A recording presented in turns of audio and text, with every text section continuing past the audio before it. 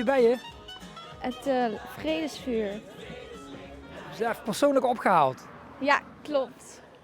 Ik mocht de vredeswens voorlezen. De vlag van Nederland bij mij en ik ben vlaggedrager geweest gisteren tijdens de ceremonie in de kerk in Linz. Maar dan sta je op een gegeven moment, alle scouts van alle andere landen sta je daar in een soort carré-achtig iets. En dat is echt wel dat je denkt van, ja daar sta je wel even. En met name toen Oekraïne aan de beurt was, toen was het wel even, daar ga je wel even beseffen bij jezelf van 500, 600 kilometer verderop wordt gewoon gevochten.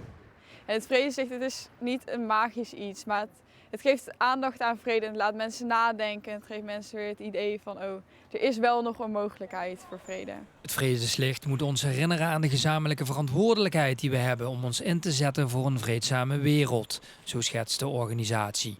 Een klein lichtpuntje dat uitgroeit tot een zee van licht, dat mogelijk miljoenen mensen inspireert en verbindt. We gaan hem nu verspreiden naar de mensen die hier zijn. Dankjewel. Alsjeblieft. En dan verspreiden die het weer door naar hun eigen groepen. En volgende week in Utrecht hebben we een manifestatie en wordt het daar door naar andere groepen in Nederland ook nog verspreid. En zo hopen we dat het licht door heel Nederland gaat.